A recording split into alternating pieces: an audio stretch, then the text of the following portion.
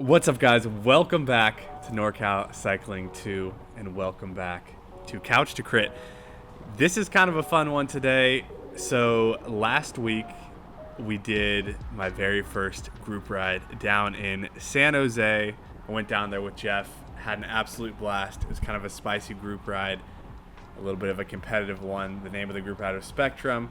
Put the ride up here on the screen for you guys right now. We have Jeff on the line with us as well, but I just wanted to kind of run through some things that happened in the group ride to hopefully, have you guys not make the same mistakes that I did on my first group ride, and just kind of let you guys know how it went. Jeff, how you doing today? I'm good, man. We were thinking about it, like, how are we going to title this video? And it was like, what not to do on your first group ride, the top 3 things on your group ride. So I think we just hit the record button and we're like, let's just talk about the first group ride. Yeah, definitely. The first thing that came to mind for me, if you guys are doing your first group ride, as EJ just did, is be prepared. And EJ was prepared because I made him be prepared. Yeah. So we were good. But we saw people, like, it's cold in California right now. It's low 50s.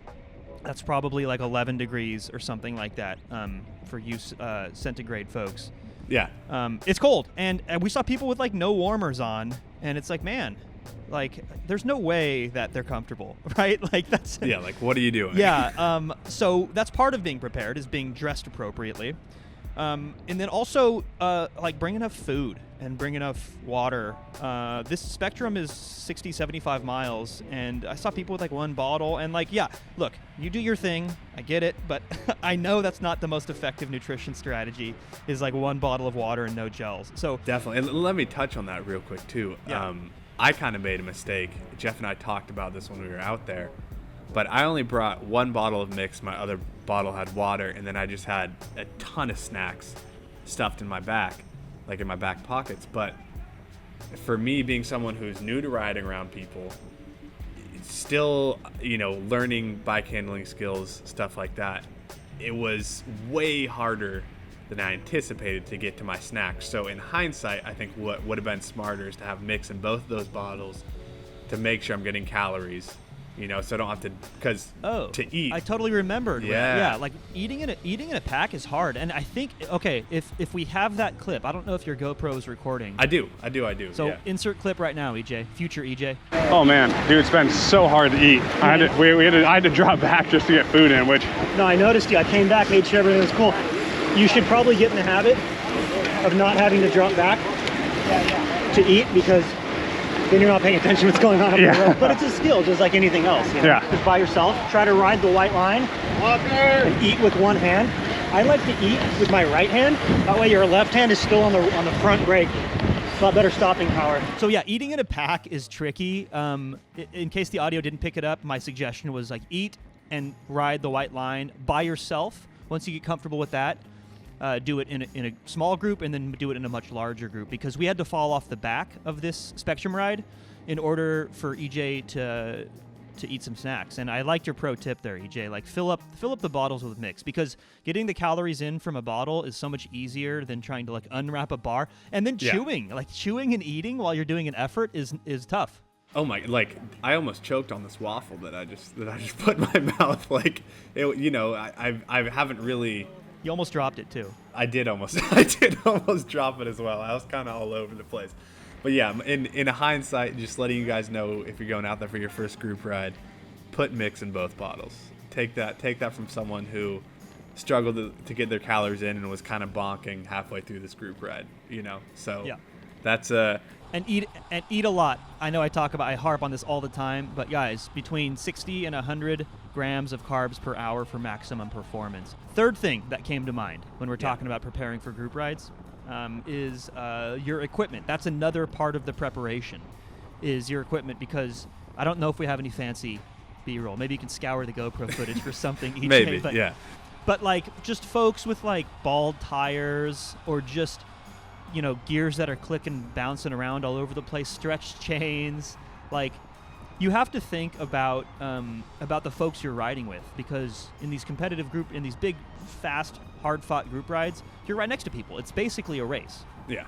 And if you have some mechanical issue, that's going to result in you losing control of your bike and your body, like you're going to wipe out a bunch of people with you. So you have to be mindful and be considerate of the folks that you're riding with. And I've seen a bunch of crashes on group rides over the years, and usually it's like something that is kind of boneheaded. Like, dude, you have like a 10-speed chain on a 12-speed bike, like really boneheaded stuff I've seen. So be mindful of your equipment, and your stuff was dialed though. That wasn't it. I'm not.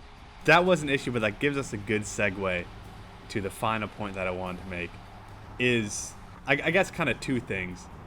One, try to do your best to understand what's going on around you. I got yelled at in this group ride, spoiler, for not rotating. Mainly, I wasn't trying to be like, kind of a for lack of a better word, but like I didn't really know what was going on around me, and like I got into a pace line. I wasn't aware that I was in a pace line. Like, do your best to understand that you're in those situations, but also coming from someone who just experienced this, you're most likely going to end up in a situation where you don't quite know what's going on, and I think it's okay to get yelled at. Some people are just going to yell at you. They don't usually mean it in a mean way, like the guy that yelled at me in this instance. Like, we went and talked after, and he was super, super cool and gave me a bunch of racing tips. I gave him my background, like, hey, I've only been riding for 6 months. This is my first, But that initial exchange was like, dude, kind of unnecessary. Like, dude, cyclists can be elitist, and I hate that. Yeah. I'm glad. I'm super stoked that he dispensed some good advice. That was kind of my role on the day, was helping you along. But yeah, first of all, if you are good at bike racing already and you know all these skills and you understand kind of the unspoken rules of pack riding, like, help new people. Let's help this sport. Definitely. But also there are some weird unspoken rules in group riding, like pace lining. This is true in races too, and that is a whole can of worms that we won't get into. Listen to folks who seem to be the leaders of the group. Ask questions, and if they get a little testy or snippy with you, just say, hey, I'm new, I need some help, and hopefully they'll come around, because we're trying to make the sport better. So how was your feeling overall, by the way, after doing your first group ride? Vibes were so good, man. That was such a fun day. Oh my God. Like, I was hooked on the sport before, but after doing this, I was like over the moon, man. I had so much fun. Again, if you guys haven't gotten out there for a group ride or are new to the sport and like you want to, and you've always like thought about it, but you're a little bit too nervous, like, I would just say go for it. It's an absolute blast. Yeah. And like I said, some people might give you a hard time, but at the end of the day, you're going to learn that way, and it's going to be okay, And there's going to be people like Jeff that will help you out and make the sport better. So just show up prepared, right? Have the right food, have the right clothes, have your equipment dialed, and then ask the right questions, and I promise you're going to have a good time. Exactly. And Jeff, thank you so much for coming on the second channel. I really appreciate you being here. And yeah, with that, guys, I guess maybe I'll do a practice crit next. We'll have to see what's in store. I'm looking forward to it. We got big things coming, boys. Awesome. Thank you, guys. You.